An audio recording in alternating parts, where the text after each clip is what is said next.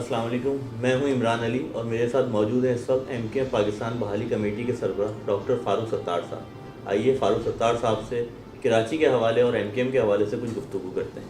السلام علیکم۔ وعلیکم السلام جی۔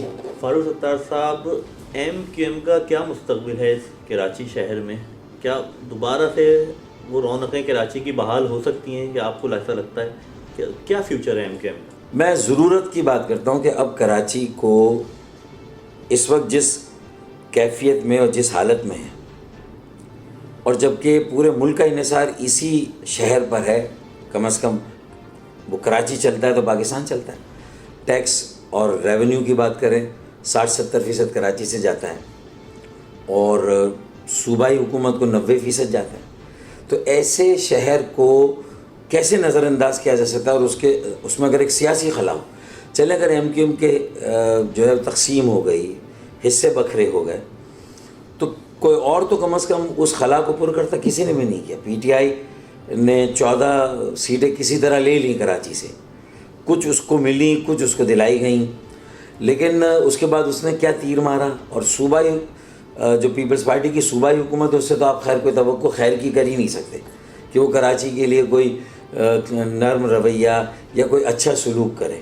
وہ تو یہاں کے وسائل، یہاں کے اختیارات، یہاں کی زمینیں، یہاں کے جائیداد اور یہاں کی املاک، اس پر نظر رہتی ہے ان کے وڈیروں کی، ان کے افسروں کی، ان کے سیاسی گدھوں کی جو بڑے بڑے ہیں۔ تو اب اس کے بعد تو کراچی کے لوگوں کو اس خلا کو کسی طرح پر کرنا ہے۔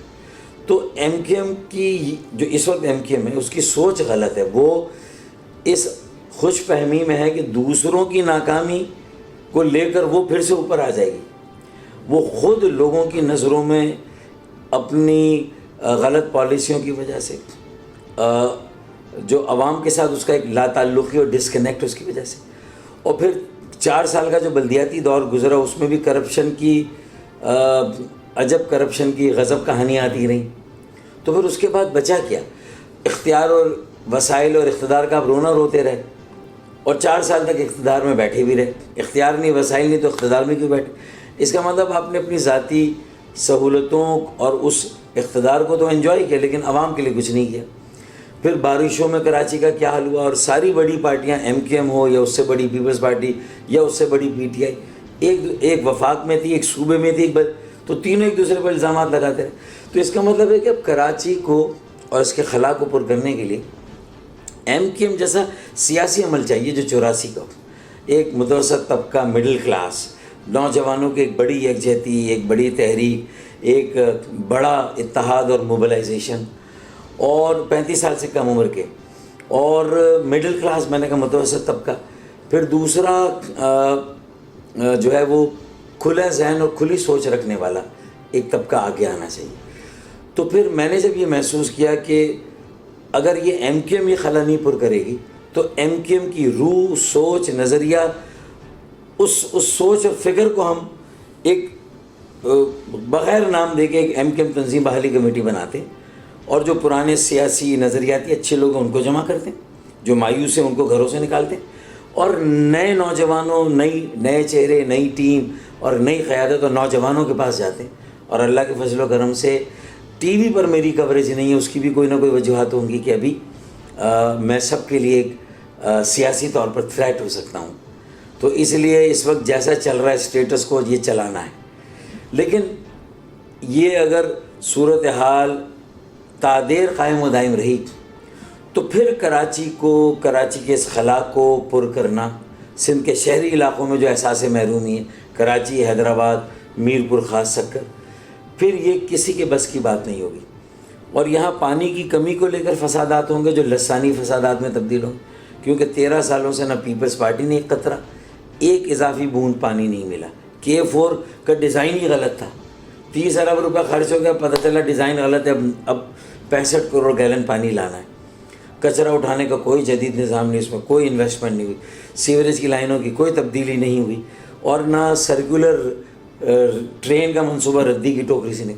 تو جب یہ صورت ہوگی تو ایم کیو ایم جیسے ایک سیاسی عمل کی ضرورت ہے، اس کی روح، سوچ و فکر، نظریہ وہی ہونا چاہیے، ایک مڈل کلاس نوجوانوں کی، پڑھے لکھوں کی تحریک آنی چاہیے۔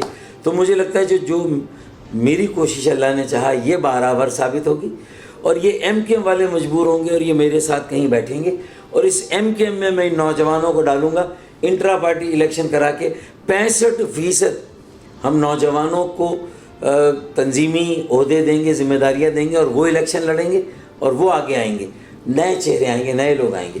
اس میں کارکنان بھی ہو سکتے ہیں، اس میں نئے لوگ بھی ہو سکتے ہیں، اس میں فلاحی جو ہے وہ رضاکار مختلف غیر سرکاری تنظیموں کے وہ بھی ہو سکتے ہیں، ہر مذہب، ہر مسلک، ہر زبان بولنے والا، ہر علاقے کا پاکستانی انشاءاللہ سب کی مشترکہ اونرشپ ایم کیو ایم میں آ جائے۔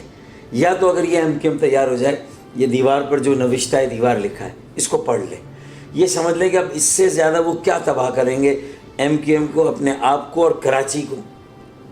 تو میں بار بار ان کو جھنجھوڑتا ہوں، اللہ کرے یہ میری بات سمجھے اور میرے ساتھ بیٹھ کر آگے کا روڈ میپ بنائے، اللہ کرے ایسا ہو۔ تو یہ مستقبل اگر میرے ساتھ بیٹھ جاتے ہیں، روڈ میپ بناتے ہیں، انٹرا پارٹی الیکشن کرا کے نوجوانوں کو، نئی قیادت کو آگے لا کر ان کے حوالے کرتے ہیں، سیاسی معاملات، نظریاتی، تحریکی، اور اگلے بلدیاتی انتخابات میں بھی جو میرا نیریٹو ہے کہ 65% یو سی چیئرمین اور کاؤنسلرز 35 سال 40 سال سے کم عمر کے ہوں گے۔ میئر بھی اگلا ایک کراچی کا بیٹا 35 سال سے کم عمر کا ہوگا، اور ایک بیٹی جو ہے وہ ڈیپٹی میئر ہوگی۔ تو یہ نیریٹو لے کے اس سے نوجوان جو مایوس ہیں، جرائم کی طرف جا رہے ہیں، بے روزگاری، مہنگائی نے نہ صرف کمر توڑ دی، زندہ درگور کر دیا، بلکہ دیوار سے لگایا، بلکہ دیوار میں چنوا دیا۔ عوام انارکلی ہیں اور مغل اعظم فلم چل رہی ہے، اور اکبر بادشاہ بیٹھ کر وہاں کہتا ہے کہ 120 ارب روپے کے پیکج کا اعلان ہوا، اور کہہ رہا ہے کہ پیٹرول کی قیمت میں اضافہ ہوگا۔ وزیر اعظم پاکستان یہ کہہ رہا ہے۔ تو پھر یہ، اور کراچی اور زیادہ نظر انداز کے انفراسٹرکچر بھی نہیں ہے، اور ایم کیو ایم ایک تھی، اس کے ایک لیڈر تھے ایک زمانے میں، تو انہوں نے غلطیاں کی، غلط پالیسیاں تھیں، ملک کے خلاف نعرہ لگا دیا، تو ہم نے ایک موقع دیا سب کو، لیکن ہمیں چلنے نہیں دیا گیا۔ تو 6 سالوں سے اس وقت کشتی بے بادباں، ریڈارلیس بوٹ ہے کراچی کے عوام، کراچی کے کارکنان۔ کوئی مصطفیٰ کمال کے ساتھ جا کر یا تو ڈرائی کلین ہو رہا ہے یا اپنی جان بچا رہا ہے، کوئی اسی ایم کیو ایم میں رہ کے مال بٹور رہا ہے، اسے تو اپنے ذاتی منافع کے لیے۔ تو یہ متحدہ قومی موومنٹ کم، اور صحیح کہا گیا، یہ منافع خور قومی موومنٹ بن گئی ہے، اور اس میں انہیں ایک شریف آدمی مل گیا تھوڑا بہت، خالد مقبول، جس کے نام پہ تھوڑا بہت جو ہے وہ ابھی کام ہو رہا ہے۔ تو خالد بھائی کو سمجھنا ہوگا، اچھا میں مرا نہیں جا رہا ایم کیو میں واپس جانے کے لیے، میری شرافت سے یہ میری کمزوری نہ سمجھے، میں ایک الگ آزاد گروپ بناؤں گا، لیکن ہوگا کیا، مجھے سب سے زیادہ ووٹ ملیں گے سندھ شہری قومی موومنٹ، سندھ شہری یکجہتی کونسل، جو 84 کی ایم کیو ایم کے طرز پہ ہم چلائیں گے، نوجوانوں کو آگے لائیں گے، ان کو ان کے تو ووٹ۔ لیکن کیا ہوگا کہ مجھے اگر 4 لاکھ ووٹ ملے یا 5 لاکھ، تو انہیں 3 لاکھ ووٹ ملیں گے، اور مصطفیٰ کمال 1 لاکھ ووٹ لے جائیں گے، تو ہمارا ووٹ پھر تقسیم ہو جائے گا۔ تو میں اسی لیے ابھی کسی نئے گروپ کا اعلان نہیں کر رہا، کہ میں انتظار کر رہا ہوں کہ اللہ انہیں عقل دے، انہیں سمجھ دے، اور یہ میرے ساتھ بیٹھ کر آگے کا روڈ میپ بنائیں، بگاڑ اور خرابی کو نکالیں، جو اس کی وجہ بنے ہیں ان کو نکالیں، اور ان کو ایک سائڈ پہ بٹھائیں، اور نئے لوگوں کے ہاتھوں میں تنظیم دیں، اور عوام میں چلے جائیں، عوام سے اپنے آپ کو کنیکٹ کریں، اور عوامی ایشوز پر سیاست کریں، مہنگائی کے خلاف لوگوں کو موبلائز کریں، مہنگائی کے خلاف ایک بڑا احتجاج جو ہے وہ قائم کریں، اور جو ہمارے ڈومیسائل پہ نوکریاں ہمارے بچوں کو نہیں ملی، ملک کے کسی علاقے سے آنے والا اندرون سندھ کا ہو پورے ملک، اس کو نوکریاں ملنی ہیں، تو ہمیں ہمارا کوٹا بھی نہیں مل رہا، اس کے بعد ہم جائیں گے کہاں؟ تو میرے خیال میں ان ایشوز پر اب عوام کو، نوجوانوں کو موبلائز کر کے ہمیں احتجاج کی طرف جانا ہے، تحریک چلانی ہے۔ تو میں اس کے لیے تیار ہوں، میرے ساتھ جڑیں، آئیں۔ تو اگر جو میری ساری باتیں یا نیریٹو ہیں، کاش ان کا اثر ہو ان کے دلوں پر، ان کے ذہنوں پر، اور یہ اپنا قبلہ درست کریں، تو ایم کیو ایم کا مستقبل ہے، کیونکہ خلا ہے کسی نہ کسی کو پر کرنا۔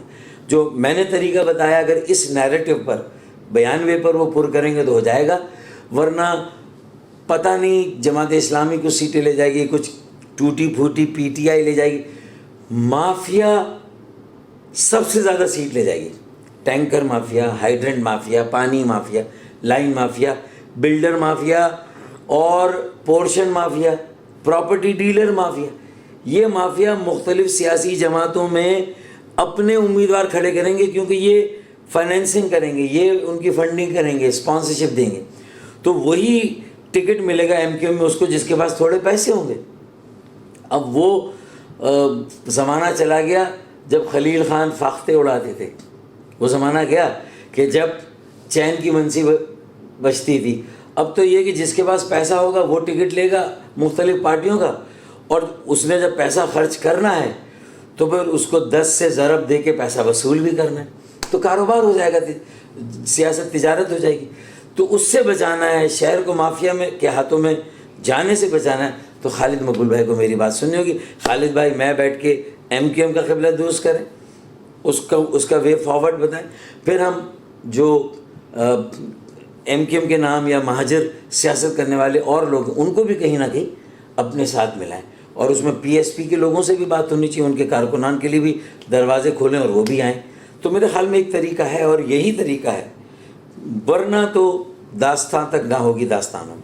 تو فاروق ستار صاحب، آپ سے یہ لوگ رابطہ کرتے ہیں، مطلب خالد مقبول صدیقی صاحب ہو گئے یا اور مزید دوسرے لیڈر وغیرہ، آپ سے کوئی رابطے میں ہیں، کچھ مشورہ آپ سے مانگتے ہیں، یا آپ 1.5 سال پہلے خالد مقبول بھائی کا فون کال آئی تھی کہ بھائی آپ کے ساتھ ملنا ہے، بیٹھنا اور کچھ کرنا ہے، اور کووڈ بھی اسی وقت شروع ہوا تھا، تو ایک تو کووڈ کا بہانہ ملا، اس میں مصروفیت ہم سب کی ہو گئی، لیکن کووڈ کی تو پہلی لہر آئی، پھر دوسری آئی، اور پہلی اور دوسری کے بیچ میں کچھ آرام اور سکون تھا، پھر دوسری اور تیسری کے بیچ میں، پھر تیسری اور چوتھی کے بیچ میں 4 لہریں تو آ گئیں، لیکن خالد بھائی اب تک نہیں آئے، نہ میرے گھر آئے، نہ مجھے اپنے گھر بلایا، نہ کسی دوست کے یہاں ملے۔ بہت ضروری ہے، ان کے ذہن میں کیا خوف ہے، کیا تردد ہے، مجھے نہیں پتہ، کیا چیز ان کو روک رہی ہے، لیکن میرے ساتھ بیٹھ کر ہی وہ ایم کیو ایم کو بچا سکتے ہیں۔ میرا بیانیہ نیریٹو ہی ایم کیو ایم کو ایک مرتبہ پھر انشاءاللہ سندھ کے شہری سیاسی منظر نامے پر اوپر لے جائے گا انشاءاللہ۔ یہ میں بڑے وثوق سے کہتا ہوں، کیونکہ جو کرپشن ہے، جو قبضہ گیر ہیں، جو لٹیرے ہیں، اگر وہ ایم کیو ایم کی بھی شناخت وہی ہو گئی تو میں سمجھتا ہوں لوگ بیزار ہیں سیاسی جماعتوں سے، پھر آزاد امیدوار مافیا کے آئیں گے، وہ جیتیں گے، تو انڈائریکٹلی 8 سے 12 ہمارے دوست ہیں، دوستوں کے گروپ ہیں، جو ان کے اور میرے درمیان بات چیت اور ثالثی، لیکن کوئی 8 کے قریب گروپ تو مایوس ہو کر گھر بیٹھ گئے ہیں اور کہتے ہیں کہ خالد بھائی کو اب وہ سمجھانے سے قاصر ہیں، پتہ نہیں وہ کس وقت کا انتظار کر رہے ہیں۔ آپ ہمارے چینل کے توسط سے کوئی اگر میسج خالد مقبول صدیقی صاحب کو دینا چاہیں تو ویسے تو نہیں، میں نے آپ کے چینل سے تو میں دے دوں گا، میں نے تو اس سے پہلے بھی کھلے انٹرویوز میں نے جو مین اسٹریم میڈیا ہے، الیکٹرانک میڈیا، اس پہ کہا کہ خالد بھائی یا تو میرے گھر آ جائیں، مجھے اپنے گھر بلا لیں، یا پھر کسی دوست کے یہاں بیٹھ جائیں اور 2-3 گھنٹے بیٹھ کے وے فارورڈ بنائیں کہ پارٹی کو کیسے اس بحران سے نکال کے اور کیسے لوگوں کو ایک نئی امید دینی۔ لوگ مایوس ہیں، بیزار ہیں، کیا ہم کام کریں گے تو لوگوں کا اعتماد آئے گا، وہ میرے ساتھ بیٹھ کے بات کر لیں، میں آپ کے چینل سے، اور میں نے تو اس غرض سے اپنے 7 آدمیوں کا ایک ڈیلیگیشن خالد بھائی کا بھیج دیا، لیکن وہ بھی 2.5 مہینے 3 مہینے ہو گئے، اس کے بعد بھی کوئی جواب نہیں ان کا، تو ان سے بات ہوئی ہے ان کی، لیکن اس کے بعد کوئی بات آگے نہیں بڑھی۔ اچھا ڈاکٹر صاحب، پاکستان پیپلز پارٹی کے حوالے سے تھوڑی سی میں بات کرنا چاہوں گا، جیسے سندھ گورنمنٹ ظاہر ہے انہی کی ہے، پاکستان پیپلز پارٹی کی، اور پچھلے کئی سالوں سے ہے، تو کیا کچھ وہ بہتری کی طرف ہیں یا آ سکتے ہیں، آنا نہیں چاہ رہے؟ کیا وجہ ہے جو کہ شہر میں، کراچی میں، بلکہ سندھ میں ہی میں تو سمجھتا ہوں کام نہیں ہو رہا ہے اس وقت؟ کراچی کی روڈیں وغیرہ بہت ٹوٹی ہوئی ہیں، بہت معاملات، بہت چیزیں، سیوریج کا معاملہ بڑا خراب ہے، اور تو اس حوالے سے آپ کیا کہتے ہیں، کیا پاکستان پیپلز پارٹی اپنا کردار صحیح ادا کر رہی ہے؟ دیکھیں، گزشتہ 13 سالوں سے تو جو کو چیئر پرسن آصف علی زرداری صاحب ہیں وہی چلا رہے ہیں نا، تو اگر ان کی سیاست نظریاتی ہوتی، عوامی ہوتی، شہری سندھ اور دیہی سندھ کو آپس میں ملانے کی ہوتی، تو یہ جو احساس محرومی اس قدر بڑھ گیا ہے کراچی، حیدرآباد، سکھر میں خاص طور پر، میرپور خاص میں، کہ انہیں ان کے کوٹے میں نوکریاں نہیں ملتی، انہیں ترقیاتی فنڈز نہیں ملتے، ان کی آبادی کو کم گنا گیا، تو انہوں نے کراچی کی آبادی پر شور نہیں مچایا، سندھ کی آبادی پر شور مچایا، کراچی کے پانی، کراچی کو نیا پانی نہیں دیا، اور جو ترقیاتی فنڈ ہے وہ نہیں دیا، سیوریج کی کوئی نئے منصوبے، ٹریٹمنٹ پلان، کوئی نئی لائنیں نہیں، سیکنڈری گاربیج اسٹیشن ہوں، یا ڈمپنگ اسٹیشن ہو, کوئی نئے ایک ڈمپنگ اسٹیشن 3 کروڑ کی آبادی کے شہر میں, وہ بھی کراچی ضلع غربی سے بھی 50 کلومیٹر دور, بلوچستان کے قریب, ہب کے قریب, جام چاکرو. وہاں تو کچرا ہمارا جا کے ڈمپ ہوتا ہے, کچرے کی آرام گاہ جام چاکرو, اور ایک ڈمپنگ اسٹیشن. بتائیں 100 150 200 گاڑیاں جو کراچی سے نکلتی ہیں, کیا سب گاڑیاں وہاں جا کے کچرا ڈمپ کریں گی؟ نہیں کریں گی, کیونکہ لانڈی کا کچرا کورنگی میں پھینک دیا جاتا ہے, کورنگی کا لانڈی میں, شاہ فیصل کا ملیر کا. تو کراچی کا کچرا تو کراچی کے اندر ہی پھینکا جا رہا ہے, وہ تو جا ہی نہیں رہا. 1 ارب روپے سے کمانڈ اینڈ کنٹرول روم بن سکتا ہے, جس میں 20 بچے میرے کمپیوٹر پر بیٹھے ہوئے ہوں, اور ایک ریڈار اسکرین بڑی کوئی 100 فٹ چوڑی اسکرین ہوگی, اس پہ لانڈی سے گاڑی چلی, کہاں گئے جام چاکرو. ٹریکر لگے ہوئے ہوں گے نا گاڑیوں میں, 300 150 گاڑیاں اور خریدنی ہیں, 300 گاڑیاں کراچی کے کوئی 24,000 ٹن کچرا پروڈیوس ہوتا ہے اس کو پھینکنے کے لیے. تو آپ مجھے بتائیں, وہ بچے مانیٹر کر رہے ہیں کہ بھائی لانڈی سے گاڑی نکلی, جام چاکرو گئی, ٹریکر پہ مانیٹر ہو رہا ہے نا, آپ کے ریڈار پہ نظر آ رہا ہے, آپ کی اسکرین پہ نظر آ رہا ہے. اسی طرح کورنگی کی گئی, نیو کراچی کی گئی, کھارا در کی, اولڈ ٹاؤن کی گئی. تو آپ گن لیں 300 گاڑیاں چلی گئی, 20 لڑکے بیٹھ کے مانیٹر کر رہے ہیں, انہوں نے سائن کر دیا کہ ہاں 300 گاڑیاں کچرا لے کے گئیں. تو کتنا آسان کام ہے, مطلب. تو وہ کیسے اب وہ گاڑیاں کہیں بھی کچرا پھینک دیں. تو اس پر کام کون کر رہا ہے؟ تو کراچی پیپلز پارٹی, یعنی ایک تو سوتیلی ماں کا سلوک بھی شاید کہیں سوتیلی ماں تو ہوتی ہے نا, یہ تو سوتیلی ماں سے بھی بدتر سلوک جو ہے وہ, یعنی قبائلی جھگڑوں میں یہ سمجھ لیں کہ دشمن کا بیٹا ان کے ہاتھ آ گیا اور بیٹی ہاتھ آ گئی, اب اس کے ساتھ جو سلوک کریں.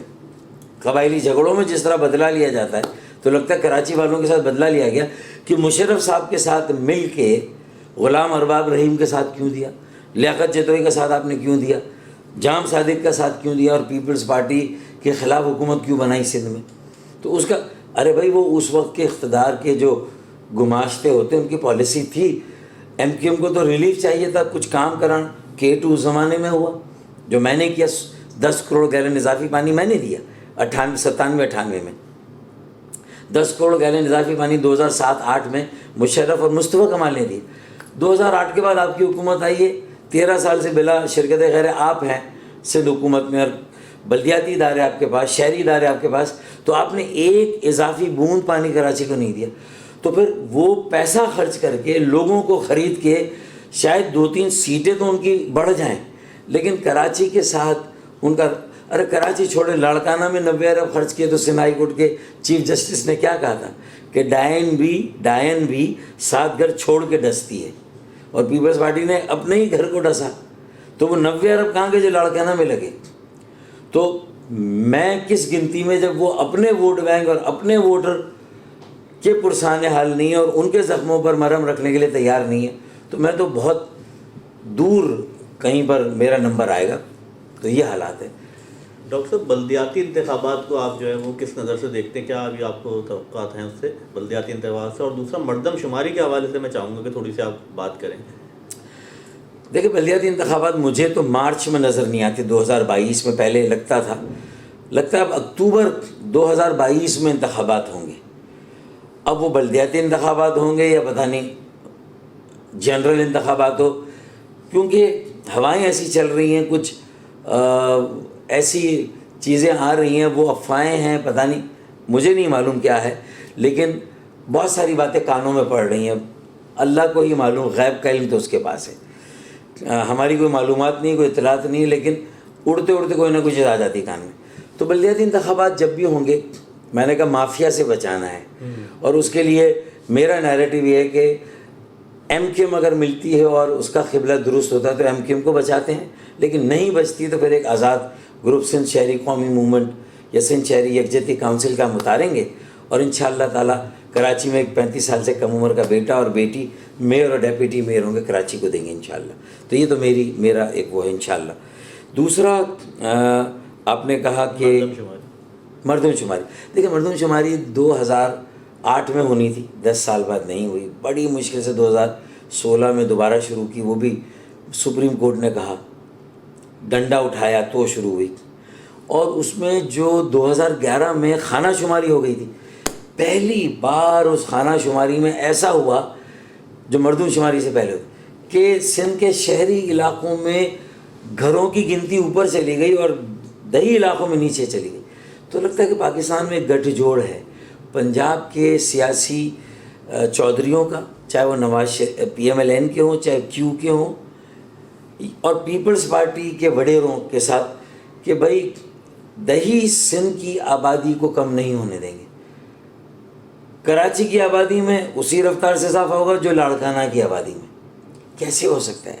کراچی میں پوری دنیا سے لوگ آ کر آباد ہو رہے ہیں, پورے ملک سے لوگ آ کر آباد ہو رہے ہیں, معیشت کے لیے روزگار کے لیے لوگ آ رہے ہیں, یہاں کے سیٹل ہوتے ہیں, پھر بھی کراچی کی آبادی میں اضافہ اتنا ہی ہو رہا جتنا.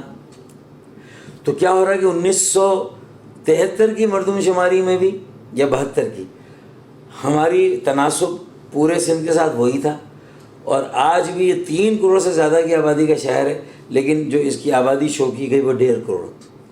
پہلے کسی بھی سیاسی کارکن کو گرفتار کر کے اسے لاپتہ کر دیا جاتا تھا, نامعلوم افراد. اب نامعلوم جو پاپولیشن سینسس کمیشن ہے اس نے کراچی کی 1.5 کروڑ آبادی کو لاپتہ کر دیا, آبادی غائب کر دی پوری آپ کی. تو جب آبادی غائب تو سیٹیں بھی.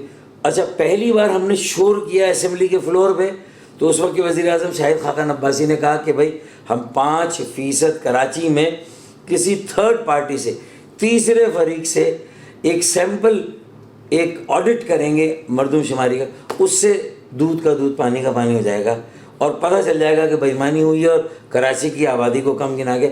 ہمارے لیے وہ امید کی کرن تھی. تو اس حکومت میں یہ مانا گیا. اس حکومت میں MKM نے صرف اقتدار میں رہنے کے لیے, جس طرح بلدیاتی KMC میں بھی اقتدار میں رہے, حیدرآباد میں بھی اقتدار میں رہے, اسی طرح PTI کے ساتھ بھی صرف اقتدار میں رہنا ہے. جو لولی لنگڑی 1 یا 1.5 وزارت ملی ہے وہ رکھنی ہے. اور پتہ نہیں کیا خوف ہے, نہ پانی کے منصوبے کوئی پیش رفت ہو رہی ہے, نہ کسی اور پہ, نہ مسنگ پرسن آئے, نہ دفاتر واپس ملے, لیکن حکومت میں رہنا ہے. اور مردم شماری پہ بھی کمپرومائز کر لیا اس آسرے میں کہ 2022 میں مردم شماری ہوگی. 2022 میں اگر مردم شماری ہوگی تو پھر یہ میری بات نوٹ کر لیں, میں یہ آپ کو ایک بریکنگ نیوز دے رہا ہوں, تو پھر 2023 میں انتخابات نہیں ہوں گے. 2023 میں انتخابات نہیں ہوں گے. اس لیے نہیں ہوں گے کہ مردم شماری کوئی 1 سال میں مکمل نہیں ہوتی, یہ انتخابات سے بہت پہلے ہوتی ہے. تو یہ مردم شماری ہوئی تو مجھے لگتا ہے کہ یہ انتخابات کو آگے بڑھانے کے لیے ہوگی, اور پھر اسی میں رولا پہ جائے گا, اسی میں جھگڑے کریٹ ہو جائیں گے, اور اسی میں ملک میں ایک عجیب و غریب انتشار آ جائے گا. تو پھر ملک اس کے بعد کہاں جائے گا؟ یہ حکومت اگر اپنا وقت مکمل کر بھی لے تو بھی آگے کے لیے تو مردم شماری 2022 میں مجھے نظر نہیں آتی, جو کہا گیا ہے, جس کا بجٹ رکھا گیا ہے. میں نہیں سمجھتا. اب آڈٹ کرانے سے کیوں خوف زدہ تھے؟ اب کراچی میں آڈٹ کراتے, سیمپل مردم شماری کراتے جو شاہد خاقان عباسی نے کہا تھا, اور MKM نے کیوں PTI کے اس لالی پاپ کو اپنے منہ میں رکھ لیا اور اپنا منہ بند کر لیا؟ یہ تو MKM ہی جواب دے گی. لیکن یہ اپنے ووٹرز کے ساتھ, شہر کراچی کے ساتھ اچھا سلوک نہیں کیا, اس سے اور زیادہ MKM کا گراف نیچے چلا گیا. اب تو یہ ہے کہ مردم شماری ہو, صحیح ہو, اور اگلے انتخابات کے یا تو فوراً بعد ہو, اور اگر پہلے ہو تو پھر کوئی ریپڈ میکینزم ساری سیاسی جماعتوں کو بلا کے بتایا جائے کہ بھئی 6 مہینے میں آپ کیسے کرا لیں گے, پھر ڈیلیمیٹیشن بھی ہو جائے گی, حلقہ بندیاں بھی ہو جائے گی. یہ تو مطلب نہ 9 من تیل ہوگا نہ رادھا ناچے گی. یہ تو وہی والا حال ہے. ڈاکٹر صاحب, میں ایک بات پہ ضرور آپ سے چاہوں گا کہ ڈسکس کروں, کراچی کے خاص طور سے نوجوانوں کے مستقبل کے حوالے سے, جاب کے حوالے سے, جو آج کل نوکریاں بالکل نہیں ہیں اور نہیں مل پاتی یہاں, تو بلکہ ڈوموسائل PRC بنانا کراچی کا تو بہت ہی آسان ہو گیا, کوئی بھی بنوا لیتا ہے اس وقت, کسی کے لیے بھی بہت آسان ہے. اور کراچی میں ہمارے نوجوانوں کے لیے, لوگوں کے لیے روزگار نہیں ہے. اس پہ آپ کیا موقف ہے؟ دیکھیں, انوائرنمنٹ سرمایہ کاری کے لیے ناموافق ہیں کیونکہ حکومت کی پالیسیوں میں جان نہیں. ہاؤسنگ انڈسٹری میں تھوڑا سا انسینٹو دیا گیا تھا لیکن وہ بھی 1.5-2 سال کے بعد واپس لیا گیا. پوری دنیا میں لوہے کی سریے کی قیمت کم ہو رہی ہے, ہمارے یہاں اس کی ڈیوٹی میں اضافہ ہو رہا ہے. تیل کی قیمت دنیا میں بڑھ رہی ہے تو اس لیے آپ پیٹرول کی قیمت بڑھا رہے ہیں, تو آپ کے پاس جھوٹا سچا ایک جواز ہے. لیکن جب سریے کی قیمت کم ہو رہی تو بھائی لوہے کی ڈیوٹی کو کم کرو, قیمت کو کم کرو.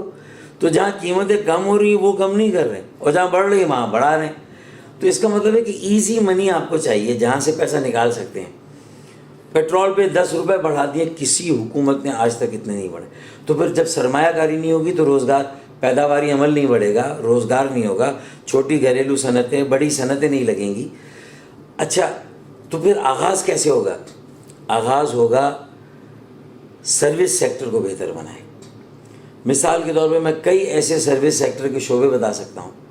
پھر آپ ووکیشنل ٹریننگ سینٹر بنا دیں, لوگوں کو ہر طرح کا وہ ہنر دے دیں جو انڈیا کی کچھ ریاستوں میں لوگوں کو ہے, بنگلہ دیش میں کچھ علاقوں میں لوگوں کے پاس ہنر ہے, قطر میں, پورے مڈل ایسٹ میں, گلف خلیجی ممالک میں اتنی جابس ہنر مند لوگوں کی ہے.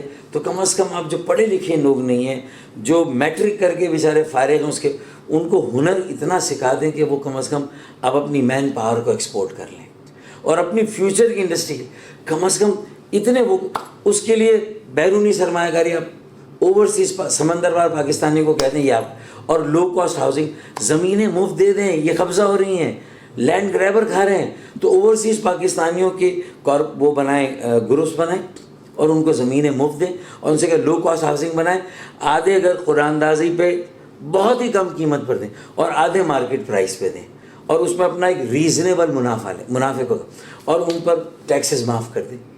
سنگاپور, ہانگ کانگ چھوٹے ملک ہیں, چھوٹی آبادی والے, وہ اس طرح بنے.